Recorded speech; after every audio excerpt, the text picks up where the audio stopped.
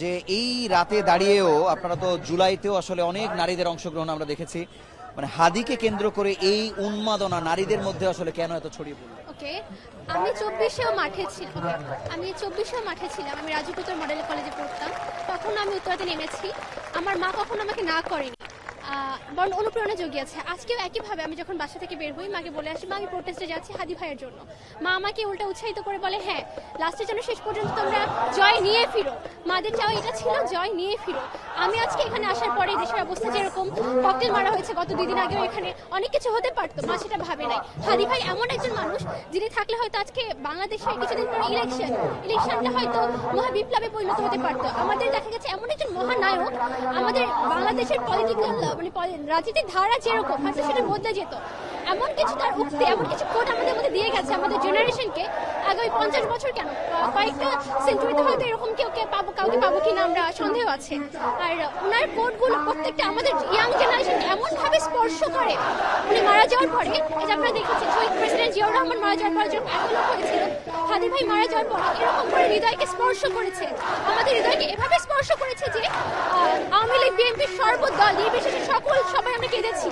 তার এমন কিছু কথা আছে যেসবকে ধারণ করে আমাদের ইয়াং জেনারেশন আমরা আমাদের প্রোটেস্টের আনসার না নিয়ে কখনো ফিরতে রাজি না। তা যা কেউ হচ্ছে কেন, ইলেকশন তো আমরা চাই, কিন্তু এটার ফিডব্যাক যদি না দিতে পারে আমরা স্ট্রিট লাস্ট পর্যন্ত মাঠেই থাকবো ইনশাআল্লাহ। এনজয় শীতের দিন, healthy happy skin, just Vaseline. এই প্রত্যাশা করছি আমরা আমাদের ফিডব্যাকটা প্রপারলি পাবো। আমরা যে আজকে মাঠে ঘাটে এরকম করে আজকে আমরা মেয়েরা আমাদের সেফটি যেখানে, সিকিউরিটি এখানে নেই, সবকিছু ভুলে আমরা এখানে শুধুমাত্র হাদি ভাইয়ের কথা ভেবে, এমন একটা মহান নায়কের কথা ভেবে। সো আশা করছি আমরা জুলাইয়ের যে অন্যান্য নায়কদের মধ্যে যে কালি লেগেছে, মানে হাদি কিভাবে তাকে বাঁচিয়ে রাখলো, এটি আপনাদেরকে নাড়া দিয়েছে কিনা এবং তার নির্বাচনী প্রচারণা আপনাদেরকে কিভাবে টাচ করে? আচ্ছা ঠিক আছে, হাদি ভাই এমন একজন মানুষ ছিলেন, আমি বললাম কিছুক্ষণ আগে যে আগামী কয়েক বছরে বাংলাদেশের রাজনীতির ধারা হয়তো তিনি বদলে দিতেন। তার চিন্তা ভাবনা, তার সবকিছু অন্যান্য সব নেতাদের থেকে একদমই ব্যতিক্রম হবে। বাংলাদেশের এক ধারার যে রাজনীতি, এটাকে হয়তো তিনি একদমই পাল্টে দিতে পারতেন। তার অনুপস্থিতিতে এখন আমরা অনুভব করতে পারছি সকলের মাঝে তার উপস্থিতিটা কত বেশি গুরুত্বপূর্ণ ছিল, সকলের হৃদয়ে সে কতটুকু জায়গা করে নিয়েছিল। তার প্রতিটি কথা আপনারা দেখেছেন, মানে আমাদের হিস্ট্রিকে যদি আমরা চেক করি, এরকম বড় বড় কথা নিয়ে এরকম সুন্দর সুন্দর কোটকে হোল লাইফ বছর ইতিহাস হয়ে থেকে যায়। হাদি ভাই এমন মানুষ যার প্রতিটা কথা আমাদের মধ্যে এরকম ইতিহাস হয়ে থেকে যায় বছরের পর বছর, আমরা এটাকে ধারণ করব।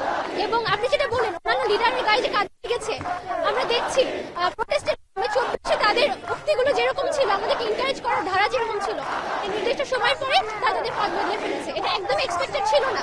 অনেকের কথা বদলেছে, রাজনীতির ধারা বদলেছে, তারা এখন ইলেকশনে জয়লাভ করার জন্য অনেক ধরনের উক্তি ব্যবহার করছে। কিন্তু হাদি ভাইয়ের মধ্যে সে প্রচারণার ব্যবস্থা থেকে শুরু করে সবকিছুই আমরা ভিন্ন ধর্মী দেখেছি। এখন কিছু ক্লিপ এরকম প্রকাশ পাচ্ছে, আমরা দেখছি জনগণ বলেছে, ওই সময় বলেছে